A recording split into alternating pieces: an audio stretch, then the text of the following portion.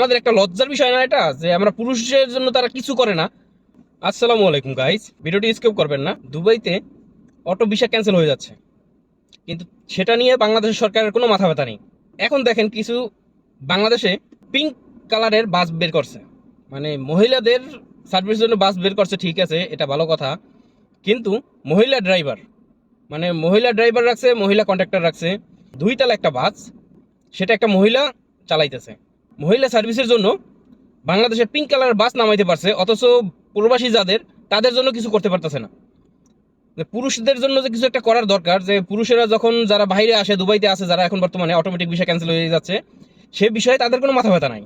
মানে তাদের সে বিষয়ে যে কোনো কার্যক্রম করবে সেটা নাই, কিন্তু অথচ মহিলাদের জন্য কার্যক্রম ঠিকই করতেছে। মহিলাদের জন্য পিঙ্ক কালারের বাস নামাই দিতেছে, সবকিছু করতেছে। কিন্তু প্রবাসী যারা যারা দুবাইতে আছে, তাদের জন্য ভিসা যে এখন অটোমেটিক ক্যান্সেল হয়ে যেতেছে, সেই বিষয়ে তো তাদের কার্যক্রম করার দরকার, তাই না? তাই ওই বিষয়টা কার্যক্রম না করে, দুবাইয়ের বিষয়টা মানে পুরুষদের জন্য কার্যক্রম না করে, সেটা মহিলাদের জন্য কার্যক্রম করতেছে। কি বাংলাদেশ তারা বাস নামাইতেছে মহিলাদের জন্য, যারা নিজের ঘরের, মানে নিজের ঘর সামলাইতে পারে না ঠিক মতো, যারা তারা চালাইবে রাস্তায় বাস, এত বড় একটা বাস সামলাই নেবে তারা।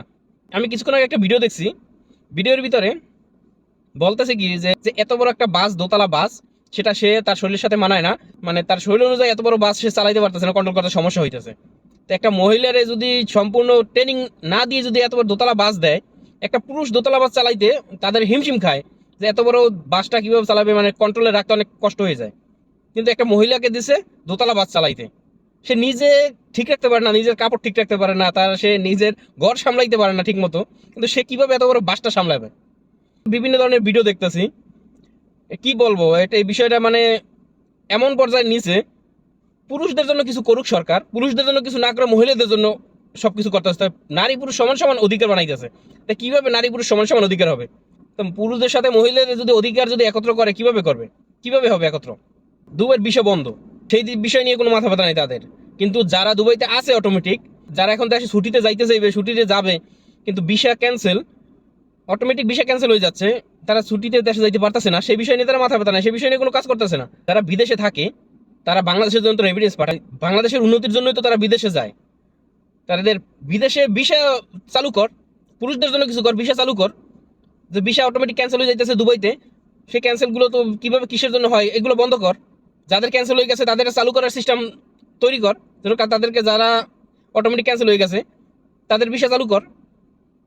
এগুলো তো কিছু করবে না, কিন্তু মহিলাদের জন্য বাস চালু করবে, সবকিছু করবে। পুরুষদের জন্য কর, যেটা উন্নতি হবে। মহিলাদের জন্য কি হবে? রাস্তাঘাটের নাম লিখে আমাদের একটা বিদেশে যারা থাকে তাদের বেচ দিতে হয়, মানে অন্য অন্য রাষ্ট্রের সাথে, মানে আমরা কারোর সাথে কথা বলতে পারি না, আমাদেরকে বলে যে তোদের জন্য কিছু করে না, অথচ দেখ মহিলাদের জন্য সবকিছু করে তোদের সরকার। আমাদের একটা লজ্জার বিষয় না এটা, যে আমরা পুরুষের জন্য তারা কিছু করে না। মানে অন্য অন্য কান্ট্রি, পাকিস্তানি বলেন, ইন্ডিয়া বলেন, নেপাল বলেন, যে কোনো দেশের রাষ্ট্ররা বলেন, দেখেন তাদের সামনে দিয়ে দাঁড়ালে, কিন্তু আমরা পুরুষদের যে মাথা হাতে দাঁড়া করিয়ে যে কথা বলবো একটা, কিন্তু সেই কথা বলার কোনো সুযোগ নেই। কেন, কথা বলতে গেলে বলে যে ভাই তোদের তো ভিসা বন্ধ হয়ে যায়, অটোমেটিক ক্যান্সেল হয়ে যায়, তোরা আসতে পারোস না, তোদের বেতন কম। তাদের কাছে আমাদের সবসময় মাথা নত করে থাকা লাগে।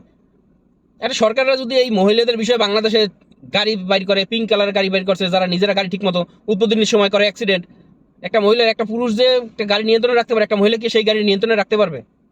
পুরুষদের জন্য কিছু কর, মহিলাদের জন্য করিস না এমন কোনো কথা না। হ্যাঁ কর, যেটা তার প্রাপ্য সেটা কর, কিন্তু যেটা তার প্রাপ্য না সেইটার যদি বেশি অতিরিক্ত করতে গেলে তো একটা দুর্ঘটনা ঘটবে অবশ্যই। পিঙ্ক কালার বাস বাইর করছে, মহিলা সার্ভিস বাইর করছে, মহিলা সার্ভিস ঠিক আছে, কিন্তু একটা যদি বাস, এত বড় একটা বাস, একটা দোতলা বাস, একটা পুরুষ লোকের চালাইতে কন্ট্রোলের সমস্যা হয়, কন্ট্রোল করতে সমস্যা হয়, তারা যদি দেয় একটা মহিলার হাতে, তো তারা কিভাবে কন্ট্রোল করবে? একটা ভিডিও দেখছি, একটা মহিলা, সে মাস্টার্স কমপ্লিট, কিন্তু এর হাই লেভেলের লাইসেন্স। হাই লেভেলের লাইসেন্স কিভাবে পায় সে? হাই লেভেলের লাইসেন্স পাইতে হলে নিচ থেকে আগে ছোট গাড়ি, বড় গাড়ি সবকিছু ট্রেনিং দিয়ে পাশ করে তারপর হাই লেভেলের লাইসেন্স পাইতে হয়। মাস্টার্স কমপ্লিট সার্টিফিকেট দেখিয়ে হাই লেভেলের লাইসেন্স দেয়, এটা কিভাবে সম্ভব? যেটা তোরা কর, বা মেয়েদের জন্য, তো পুরুষদের জন্য কিছুটা একটা কর। আমাদের ভিসা ক্যান্সেল দুবাইতে, সেই বিষয় নিয়ে কিছু কর। বাহিরে প্রবাসীদের নেওয়ার জন্য ভিসা ওপেন কর, এইগুলো করা হয় না। অটোমেটিক ভিসা ক্যান্সেল হয়ে যাইতেছে দুবাইতে, সেই দিকে খেয়াল রাখ, সেই দিকে লক্ষ্য রাখ, সেই দিকে কাজ কর। এই বিষয়ে তো কোনো কাজ করতেছে না পুরুষ যারা, তারা হয়রানির ভিতরে। আর মহিলাদের রাখছে বাস চালাইতে। বা সাবাস বাংলাদেশ, কথাগুলো অনেক তিতা লাগলেও কিন্তু কথাগুলো বাস্তব। কষ্টের জোরে কথাগুলো বললাম, যে আমরা পুরুষ বাইরে যাইয়া মানে নির্যাতিত হই, আর তারা বাংলাদেশে মহিলাদের জন্য কাজ করে, পুরুষদের জন্য কিছুই করে না। ধন্যবাদ সবাইকে। ভিডিওটি ভালো লাগলে শেয়ার করে দেবেন, লাইক কমেন্ট ও সাবস্ক্রাইব করে দেবেন। আল্লাহ হাফেজ।